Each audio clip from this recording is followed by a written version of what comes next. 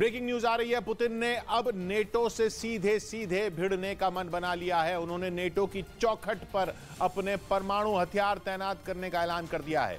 Putin अपने दोस्त और पड़ोसी बेलारूस में परमाणु हथियार तैनात करने जा रहे हैं और बेलारूस वो देश है जिससे कई नेटो देशों की सीमा लगती है। इन नेटो देशों में पोलैंड है जो पुतिन को आंखें दिखाने में लगा है, और लिथुआनिया और लातविया जैसे छोटे देश भी हैं। यानी परमाणु हथियारों की धमकी देते आ रहे पुतिन अब वाकई इन्हें चलाने के मूड में लग रहे हैं। उन्होंने बेलारूस में परमाणु हथियार तैनात करने का ऐलान करके पूरी दुनिया में खलबली मचा दी है। यह बहुत बड़ा फैसला है, क्योंकि अगर ऐसा हो जाता है तो यह पहली बार होगा जब रूस अपने न्यूक्लियर हथियार किसी दूसरे देश में रखेगा। यानी पुतिन की तैयारी यूक्रेन को उत्तर और पूर्व दो दिशाओं में घेरकर उस पर परमाणु बम बरसाने की है। यूक्रेन के पूर्व में खुद रूस है और बेलारूस रूस के साथ यूक्रेन का भी पड़ोसी है। इसी वजह से पिछले साल 24 फरवरी को रूस की सेना यूक्रेन के उत्तर में बेलारूस से ही घुसी थी। अब डर यह है कि अगर रूस के परमाणु हथियार बेलारूस में तैनात होते हैं तो यूक्रेन की राजधानी कीव तो फिर खत्म है, क्योंकि बेलारूस के बॉर्डर से कीव ज्यादा दूर नहीं है। दोनों के बीच फासला 90 किलोमीटर के आसपास का है।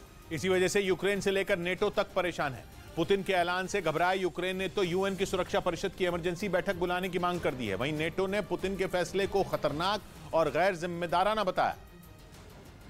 लेकिन पुतिन का कहना है कि जब अमेरिका कई दशकों से रूस के पड़ोस में अपने साथी देशों के यहाँ परमाणु बम रखता आ रहा है तो फिर रूस ऐसा क्यों नहीं कर सकता। इसलिए अब रूस भी बेलारूस में अपने न्यूक्लियर बम रखेगा, क्योंकि बेलारूस कई बार खुद को अपने पड़ोसियों से खतरा जता चुका है। बेलारूस की सीमा पोलैंड, लिथुआनिया और लातविया जैसे देशों से लगती है।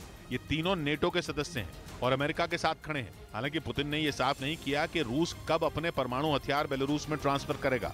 लेकिन कहा जा रहा है कि 1 जुलाई तक बेलारूस में रूस के परमाणु हथियारों को स्टोर करने का इंतजाम हो जाएगा और तभी से यूक्रेन के लिए परमाणु खतरे के काउंटडाउन की शुरुआत हो जाएगी। क्योंकि पुतिन अपने जो परमाणु हथियार बेलारूस में तैनात करने जा रहे हैं वो टैक्टिकल न्यूक्लियर वेपन है, और टैक्टिकल न्यूक्लियर वेपन कभी भी किसी भी जंग में नहीं चलाए गए। ऐसे में पुतिन के ऐलान के बाद लग रहा है कि जो आज तक नहीं हुआ वो यूक्रेन की जंग में हो सकता है। युद्ध की शुरुआत से ही रूस बार बार अपने परमाणु हथियारों की धमकी इसलिए दे रहा है क्योंकि वो दुनिया में परमाणु हथियारों का सबसे बड़ा मालिक है। अमेरिका की इंटेलिजेंस कहती है कि रूस के पास करीब 2000 टैक्टिकल न्यूक्लियर हथियार हैं। और टैक्टिकल न्यूक्लियर हथियार वो बला है जिसे जंग के मैदान में खास इलाके में दुश्मन के किसी ठिकाने को तबाह करने के लिए बनाया जाता है। मतलब यह कि टैक्टिकल न्यूक्लियर हथियार बड़े इलाके को खतरा नहीं पहुंचाते, क्योंकि टैक्टिकल न्यूक्लियर हथियार साइज में छोटे होते हैं और उनकी रेंज भी कम होती है। उनकी रेंज 600 किलोमीटर से ज्यादा नहीं होती। कहा जाता है कि टैक्टिकल न्यूक्लियर हथियार चलाने में भी आसान होते हैं, और तो और ये डर भी जताया जाता है कि वो आसानी से चोरी हो सकते हैं। यहाँ तक कि अमेरिका और रूस के बीच हथियारों के कंट्रोल पर जो संधि है, टैक्टिकल न्यूक्लियर हथियार उसमें कवर भी नहीं होते। इसी वजह से टैक्टिकल न्यूक्लियर हथियारों को ज्यादा खतरनाक माना जाता है। इसलिए पुतिन के फैसले से दुनिया में तहलका मचा है। इस बीच इजराइल के तेल अवीव में हजारों लोग बेंजामिन नेतन्याहू के खिलाफ सड़कों पर उतर आए। जनता का यह गुस्सा तब फूटा जब नेतन्याहू ने इजराइल के रक्षा मंत्री को बर्खास्त कर दिया, जिसके बाद लोगों का गुस्सा सातवें आसमान पर पहुंच गया। इस दौरान वहां कुछ प्रदर्शनकारियों ने आगजनी की तो कुछ ने बड़े से झंडे पर बनी नेतन्याहू की तस्वीर को ही आग के हवाले कर दिया। असल में वहां पहले से ही नेतन्याहू सरकार के उस नए कानून का विरोध जारी है जो सरकार को अदालतों के फैसले बदलने की ताकत देने वाला है। आरोप है कि इसी का विरोध करने पर नेतन्याहू ने अपने रक्षा मंत्री को पद से हटा दिया, जिसके बाद बवाल मच गया और हजारों लोग बेंजामिन नेतन्याहू पर तानाशाही का आरोप लगाते हुए शहर की सड़कों पर प्रदर्शन करने उतर आए, जिन्हें संभालने में पुलिस के पसीने छूट गए। तेल अवीव से आई एक तस्वीर में तो वहां इतने लोग नजर आए कि पैर रखने की जगह तक नहीं बची, और सड़कों पर या तो प्रदर्शनकारियों के सिर दिखे या फिर इजराइल के झंडे। इस दौरान वहां जुटे कुछ प्रदर्शनकारी धक्का मुक्की पर भी उतर आए, जिन्हें पुलिस ने खदेड़कर सड़कों से अलग किया, पर उनमें कुछ पुलिस वालों से ही उलझ पड़े, जिसके बाद नौबत मारपीट तक की आ गई। कुछ देर में तो यह हंगामा इतना बढ़ गया कि विरोध कर रही भीड़ ने पूरा का पूरा हाईवे जैम कर दिया, जिसके बाद पुलिस ने उन्हें वहां से हटाने के लिए वाटर कैनन का इस्तेमाल किया, साथ ही कुछ जगहों पर लाठियां भी चलाई।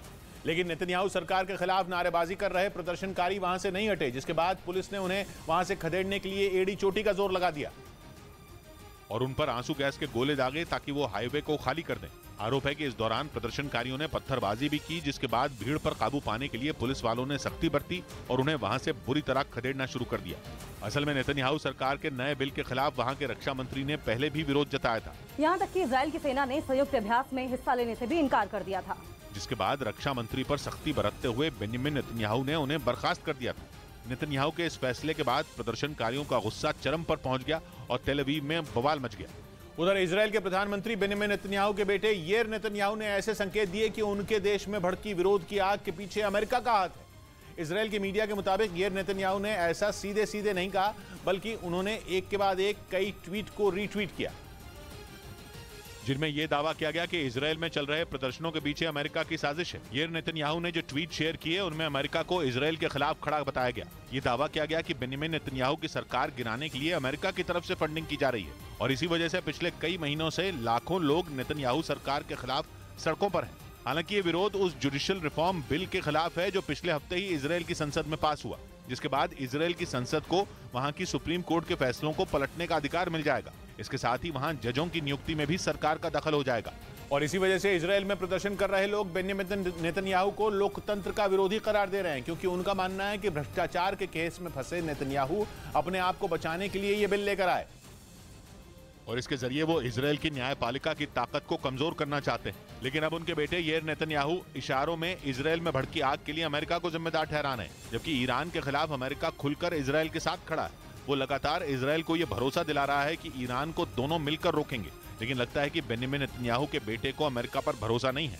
हालांकि ये पहली बार नहीं है जब याईर नेतन्याहू ने अपने पिता के विरोध में हो रहे प्रदर्शनों पर निशाना साधा हो। इससे पहले इस महीने की शुरुआत में भी उन्होंने ट्वीट कर प्रदर्शनकारियों को आतंकवादी बता दिया था।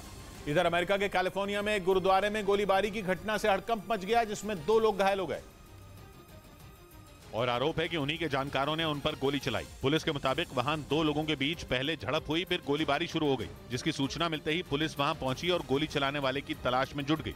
उधर ईरान के मीडिया के मुताबिक ईरान ने सीरिया में मौजूद अमेरिकी सेना के ठिकानों को मिसाइल से उड़ा देने की धमकी दे दी। ईरान ने चेतावनी दी कि सीरिया में अगर उसके समर्थन वाले चरमपंथी लड़ाकों के ठिकानों पर फिर हमला किया गया तो इसका करारा जवाब मिलेगा, क्योंकि सीरिया में मौजूद अमेरिका के 25 ठिकाने मिसाइलों के निशाने पर हैं। खबर के मुताबिक ईरान ने अमेरिका को धमकाया कि अब अगर सीरिया में उसके समर्थन वाले लड़ाकों पर हमला हुआ तो अंजाम बुरा होगा। ईरान ने ये चेतावनी तब दी जब 24 मार्च को अमेरिका ने सीरिया में चरमपंथी लड़ाकों पर एक बड़ी एयर स्ट्राइक की थी। अमेरिका ने दावा किया था कि उसके हमले में ईरान के समर्थन वाले चरमपंथी लड़ाकों को भारी नुकसान पहुंचा था, जबकि ईरान के मीडिया के मुताबिक अमेरिकी वायुसेना की स्ट्राइक में 19 लोगों की मौत हुई थी, जिनमें ईरान के समर्थन वाले 16 चरमपंथी लड़ाके भी शामिल थे। इसी वजह से ईरान अमेरिका पर बुरी तरह भड़क गया और उसने इसे सीधे सीधे ईरान पर हमला बता दिया और ये चेतावनी दे दी कि अब सीरिया में अमेरिकी सेना के ठिकानों की खैर नहीं है। ईरान ने 24 मार्च को सीरिया में की गई अमेरिका की एयर स्ट्राइक को एक आतंकी घटना बता दिया और दावा किया कि अमेरिकी सेना की एक बड़ी संख्या ने सीरिया में जबरन अपनी पैठ बना रखी है।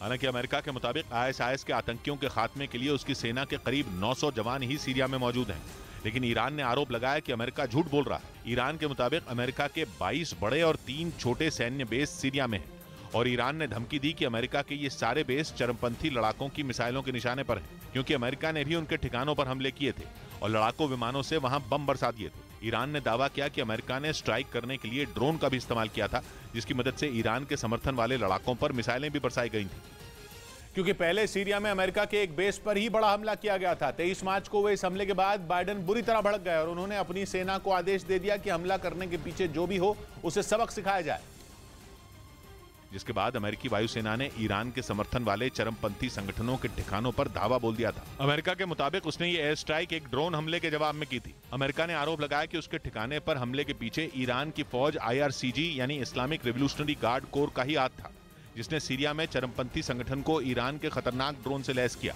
और ईरान के ऐसे ही ड्रोन से उसके एक बेस पर हमला किया गया था। यह हमला उत्तर पूर्व सीरिया में तुर्की की सीमा के करीब किया गया था, जिसमें एक अमेरिकी कॉन्ट्रैक्टर की मौत हो गई थी, जबकि उसकी सेना के 5 जवान जख्मी हो गए थे।